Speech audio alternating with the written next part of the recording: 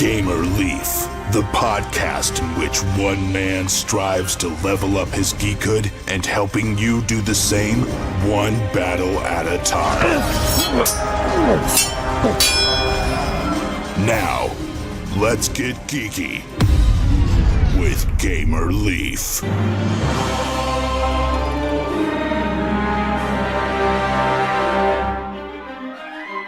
In a land beyond God's reckoning is a place called the Forgotten West, a cursed land of sorts in the American frontier, housing the damned, the mysterious, the unfortunate. You ended up there, God knows why, and you sure ain't leaving anytime soon. The Iron Witch, a downright mysterious being, has turned you into a Grim Slinger, a powerful witch imbued with metal, machine, and fancy elemental powers. Now your maker is requiring all his newly sired to duel each other so that he can make y'all into witches proper for his own purposes. Sound familiar to you guys? It didn't to me neither, but this is a story of Grim Slingers, the Northern Territory, and this is a Kickstarter that was earlier this year. I know that's a new thing for Getting Geeky with Gamer Leaf, as we usually talk to the designers of games that are currently on Kickstarter. But we're lucky enough to have on the creator mastermind behind this, Stephen. Is that correct? Is that how you fall in line with Grim Slingers in Northern Territory? Yeah. Yeah. It's all good. So, Stephen Gibson, yeah. There you go. Well, yeah, thanks a lot for coming on Getting Geeky with Gamer Leaf. But that's not the real reason. I guess that was one of your games or whatnot. But you're also recently become the art director for Arcane Wonders. Is that correct? That is correct. Yep. Cool beans. Well, let's rewind a little bit if we could. First off, how did you get into tabletop board gaming, or were you just born that way? I was not born that way. How long do you want me to tell the story? There's a story there. Whatever works for you. Yeah. Well, I graduated college in 3D art, 3D modeling, animation design, and I got a job as an art director, actually, / concept artist for a little digital game studio, and it tanked immediately. And while I was working there for the short time, I was working on a game and for the studio, but I ended up just trying to make it myself. And the game was called High Moon, which eventually became a board game because I couldn't actually make an app myself, but I could make a card game. And then I just kept going from there. So that's how I became like really ingrained in the board game industry. Because when I kickstarted that game, Grim Slingers, people saw that I was a good artist, that I knew kind of the process from start to finish. And so they wanted to hire me for different stuff. And like, I've always been like card games. It wasn't just like I'd never done a card game before. I used to make them when I was growing up. Like pen and paper games and stuff like that. So it's like a little bit of backstory there of how I got into it. So did you just start making them, or did you? How did you get into playing them? Because I imagine you had to play games first, didn't you? Well, I'm probably going to disappoint you, but I don't play too many board games. I do now, more so than I did when I was a kid. But I liked pen and paper games. Like I always wanted to make video games. But as a kid, like obviously making a video game is very complicated, but making a pen and paper RPG like Dungeons and Dragons, I was somewhat familiar with and stuff like that. So me and my friends that had played some D&D started making our own little pen and paper adventures.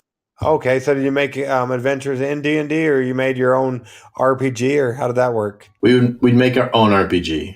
Okay, what when you started off, what kind of character were you? Do you remember? I think I usually play like an elf warrior or something boring like that. Yeah. There you go. Cool. And so you started off with making an app, and then just decided to go into the games, board games, as opposed to the RPG games. Well, I mean, Grim Slingers is like an RPG light. So it does have like a campaign and like there's leveling and all that storytelling and stuff. But like the app, I was trying to make it an app, and there's actually like a trailer you can find online for High Moon. I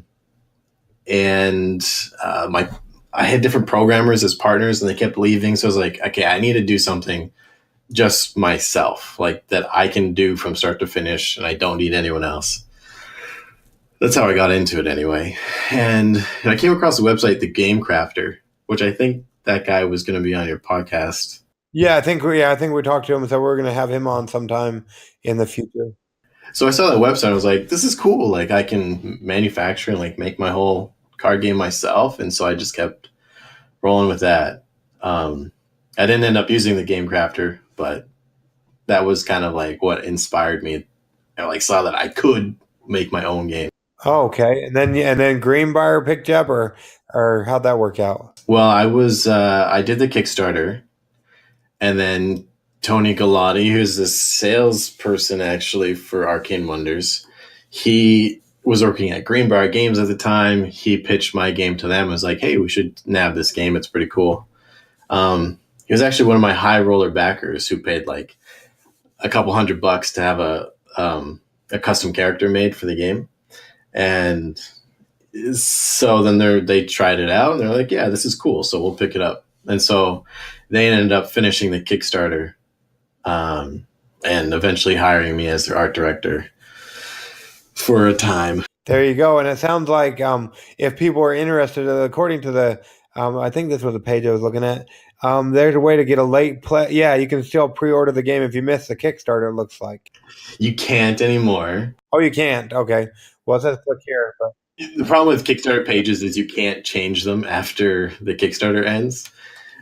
So everyone posts like a link to the pledge manager like an hour before it ends, and then it just kind of stays there forever.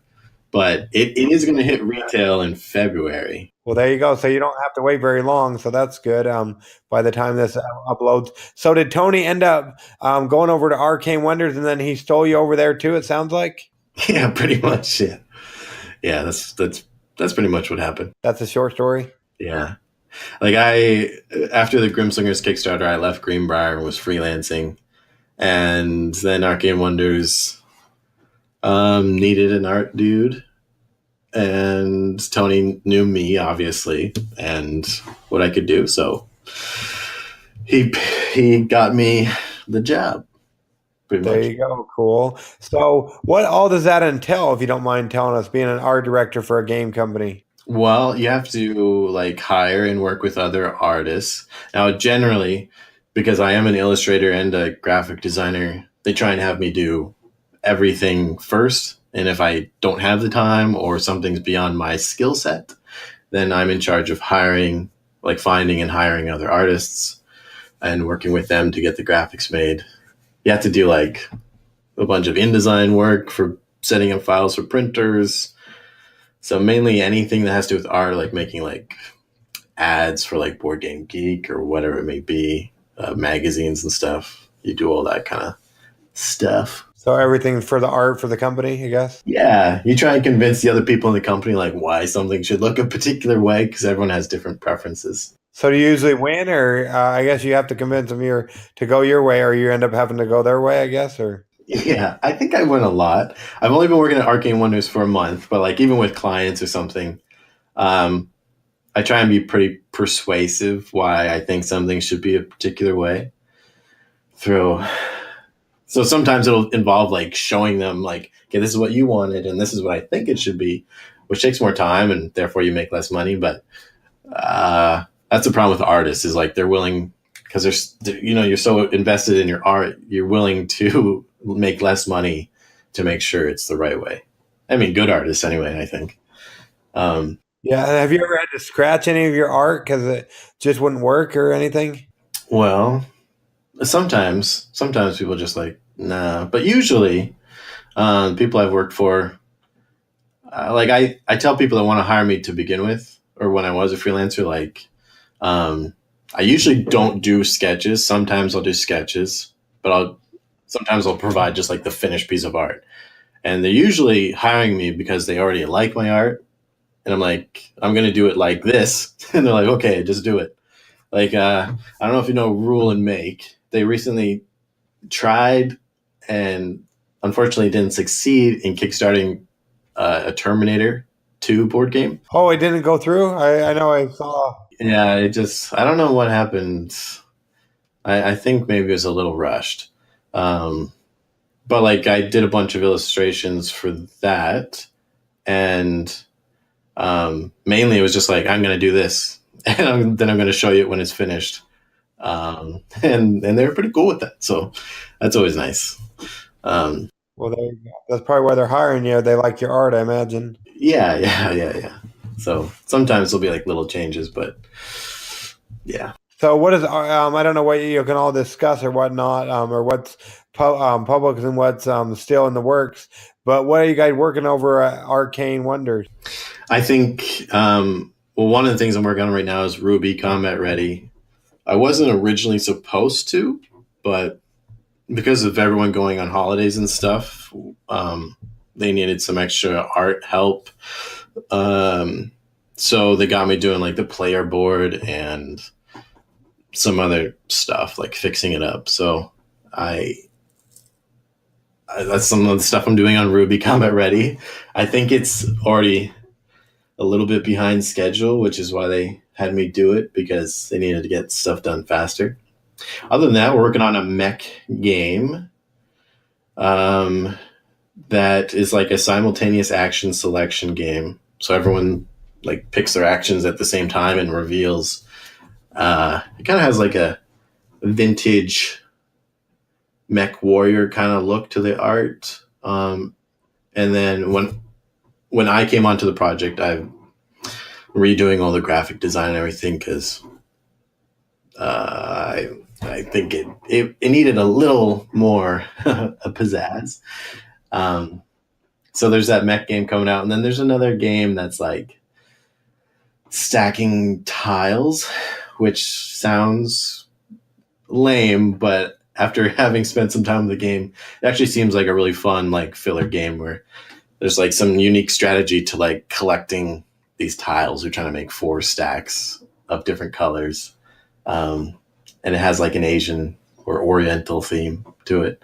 It's kind of like an Onitama. If you know Onitama, it's a really popular, like really light, quick kind of chess game. So this is kind of similar, where it's like really light, easy to understand, but has some like good strategy and depth to it. So that one's pretty cool. We just finished that one last week, so hopefully it comes out. Okay, so how does something like that work? Like, when will you guys make official announcements, or do you know when we should watch out for that? Well, I Tony like handles the announcements and stuff like that. So I think he'll like pop it in like some like game trade magazines and stuff like that. And I think it comes out in like 6 months. 6 months? Maybe less, maybe 4. Okay, and it looks like they can go to. I imagine they can find out what's going on if they peer into the future. They can subscribe to Arcane Wonders newsletter. Looks like on the website. Yeah. And Tony's pretty good about updating that. Cool beans. And so on Ruby, that's based off of Ruby Combat Ready. Isn't that based off of some kind of cartoon or whatnot? I want to say my son and wife watch it. Yeah, it's like a cartoon. It's like an anime, an American anime, I think, actually. I've only watched a few episodes. Okay, so you have watched it, or so you're not necessarily a big fan, but you watched a couple episodes. Yeah, just like, well, I had no idea what it was when they started me on the project, so I watched a couple episodes. Seems pretty cool. And obviously it had a nice fan base because the Kickstarter raised quite a bit of money. So yeah. And the gameplay seems pretty interesting, actually. So how does that, being an art director and whatnot, how does that work? Do they make you play the game before so you can know what kind of art to put with it, or they just say go to? Yeah, usually, like I said, it depends on the company. Like when I was a freelancer, they would just try and like explain the game to me. If they had like a tabletop simulator, we would play it there. I recently had a client that like lived like only like an hour or two away, where they came over and took me out to dinner and we played their game. Yeah, but with Arcane Wonders, usually the boss is like, here's the print and play files, print them out and like try and play for a couple hours or like get familiar with the game. Personally, I hate print and play stuff. Yeah, me too. It's just such a hassle. But I guess it's not ready yet because you got to do the art, so that's why they make it, I guess. Yeah. So I try and just like read the rules as best I can, and like ask questions. So like with Ruby Combat Ready, when they said I'd be working on it, I read through the Kickstarter, I watched their how to play videos, I read the rule book. Um, but yeah, you try and get as familiar as you can so you know like because you need to understand like the player experience and what's convenient. Like if they're reaching across here because I put the deck like slots on the player board, like are they going to knock over pieces, or like what's going to be easy to see, or like annoying to read from across the table, like if I make an icon too small, stuff like that. Okay, and like maybe you deal with colors as well. Like I know, I guess the lighting in our room isn't very well, but when I play Splendor, which I really like, I have a hard time distinguishing. I want to say blue and green, and like the shapes and whatnot. So Yeah, that is a challenging aspect of board game art is you want to take into account colorblind people. Like Photoshop has a thing where you can just like click on like this is what colorblind people see, and this is what this like. There's different types of colorblindness, and they have settings for each one. Um, and obviously, it always looks terrible when you set on like the worst type of colorblind because there's basically like blue, yellow, and then like brown, and that's it. Um, and so you got to make sure like you you try not to represent something by a color. So if it's like a color, it needs to have a word or a symbol associated with it. And like the background has to make sure like the color doesn't blend into what's behind it. Anyway, it's like a hassle. But yeah, my problem with that is they have the shapes look really similar too. So that's where I struggle, at least to myself. I don't know if yeah, anybody else has that struggle with Splendor or not, but it can be challenging. And like CMYK gets usually pretty washed out in like dim lighting. So yeah. cool. So what's the funnest part of your job, or is there one? My job is usually all fun. I just draw. I mean, like, basically just draw cartoons and cool pictures and stuff like that all day. So I really enjoy that. The unfun part would be convincing people why something should be a certain way or that I feel it should be, and like not telling people their ideas are bad or like doing it in a nice like tactical way or diplomatic way. And the other unfun part is working with InDesign. I don't like it. Oh, you don't like InDesign? Is there a better application or whatnot you could use, or InDesign's all they got? Nah, like you could use just Photoshop, but actually, I think it's basically essential that you have to use InDesign in this industry just to get the files ready for printing at a manufacturer. So, I mean, I don't hate it. I'd rather spend my time drawing than setting up files, obviously. There you go. There you go. Now, I don't know if you've listened to any of our podcasts, but the next section on them is called Adventures in Application Acquisition, where we talk about an application, whether it be for cell phones, tablets, computers, or even video games. It doesn't necessarily have to be related to art or board games for that matter. A while back ago, we had somebody who has an application where they take a picture of anything and it'll tell you whether or not it's a hot dog or whatnot. Okay. So I don't know if there's an application you want to talk about. If you want to talk about InDesign, we can do that for a moment. Or if you have another application you'd like to talk about. I mean, can it be anything? Yeah, anything. Okay. Well, can it be my own thing? Sure. All right. Well, here it goes. Anyway, my next game that I'm designing is half app, half card game. And so I've been working with Unity to build the app side of things. What exactly do you want to talk about the application? What can you tell us about it? Or what can you tell us about the app? Or I guess the whole game or whatnot? Is this going to be something you're launching yourself, or this is not Arcane Wonder related? Is it? At the moment, it's not Arcane Wonders. It's just a personal project. So the reason I have the app is because I'm trying to make like the closest thing I can to an MMORPG, but a board game. Obviously, you're not going to have hundreds of people online on the app, or at least I'm not. But the essence that you have a character that you can progress, and it's stored in the app. And because one of the annoying things that I found with Grim Slingers, like making my own game, is that you have very limited space for like card text, or like if you're writing a campaign, like 40 pages sounds like a lot, but it's really not. Like the recent Grim Slingers campaign is only 2 chapters. Now they have branching paths, but it's 40 pages and it's only 2 chapters. So the digital aspects lets me have as much room. I can write as much as I want. And it's very freeing. And like also rule books. Rule books are insanely hard to do and get right the first time. So many games have like errata and like, here's the new version of the rule book. Or like, we totally forgot to play test this part, and here's the new rule book. And obviously the rule book that ships with the game is obviously not the most up-to-date one.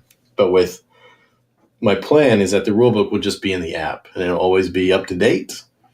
So the other thing the app can do that I like is it can have a lot of different like options because it's unlimited amounts of text, right? So the game, like in Grim Slingers, it'd be like 10 event cards because I only had enough, I could only afford like 10 event cards for this particular package of the game.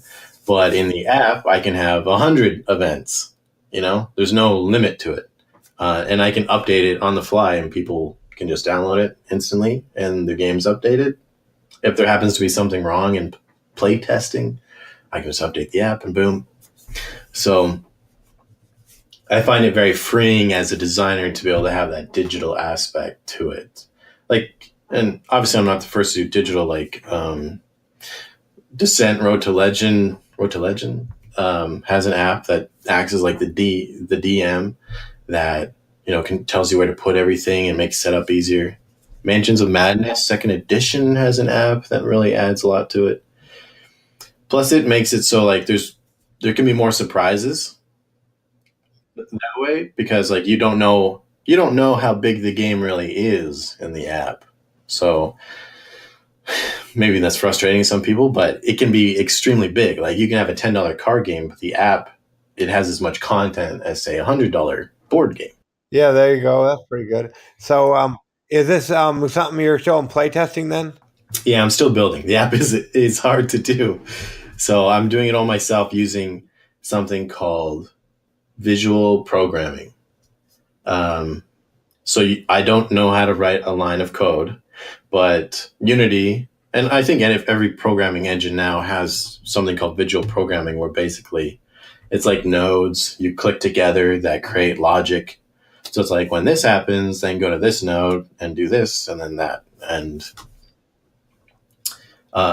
yeah. So anyone who wants to make an app can with visual programming. Visual programming, there you go. Cool. That's pretty cool. Now, usually for adventures in application acquisition, we ask the person, because usually they don't own the rights to the application. We ask them if they own the rights, what they would do to make it better. But seeing how you're the one doing it, what would you do to make the application better? I guess it's still in progress, though. Yeah.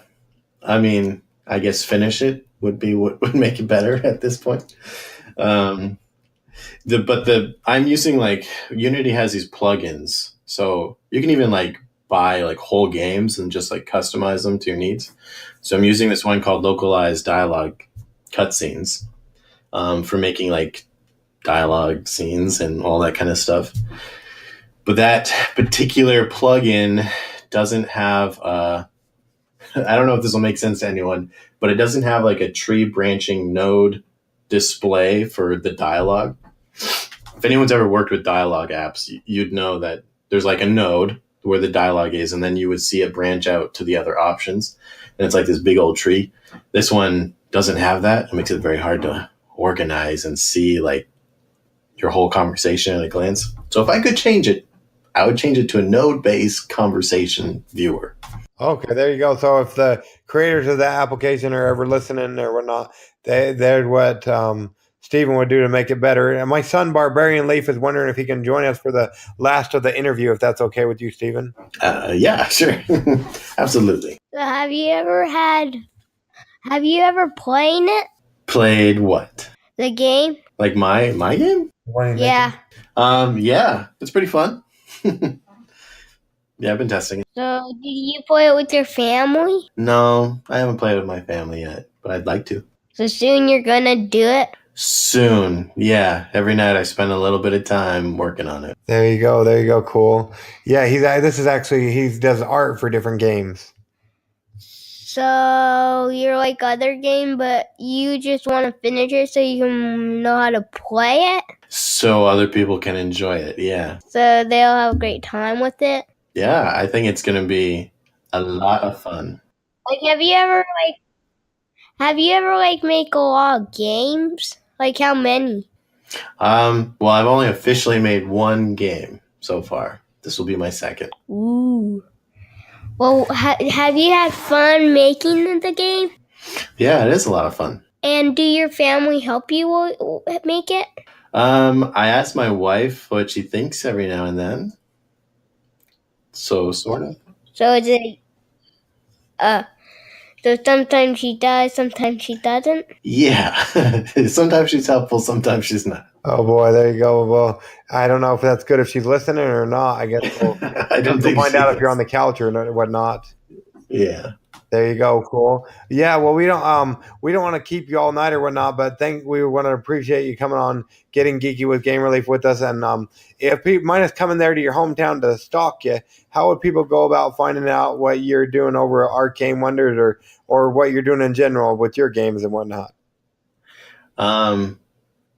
Well, honestly, the best way is just to friend me on Facebook, Stephen S. Gibson. And yeah, that's where I post stuff usually. Okay. And they won't have a trouble? You don't have like the 5,000 limit or whatever they have? Oh, I don't have 5,000 friends, that's for sure. So I think we'll be fine. There you go. So have you had a great time? Yep. The great time. Oh.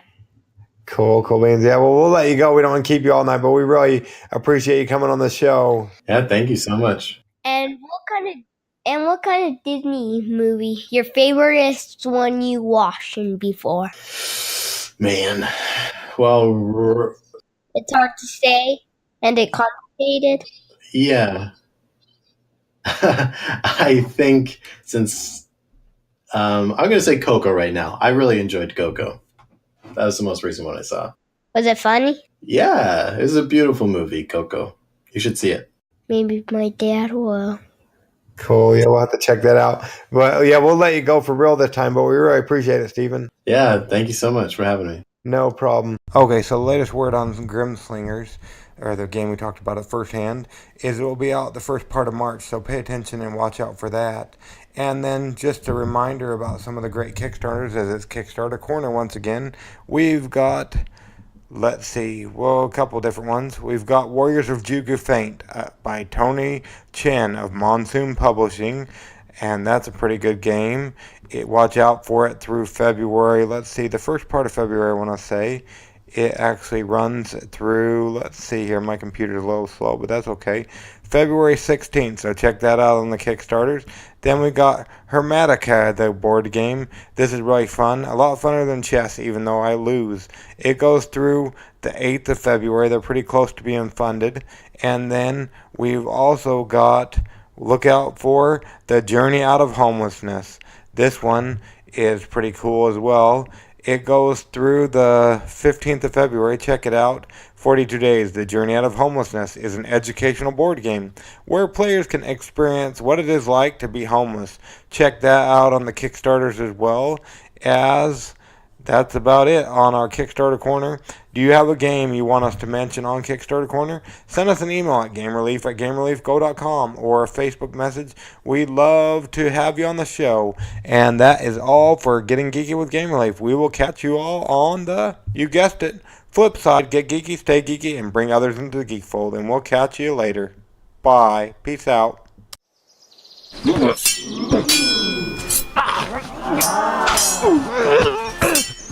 Ooh. Gamer Leaf levels up. Tune in next week to see if Gamer Leaf's luck holds up.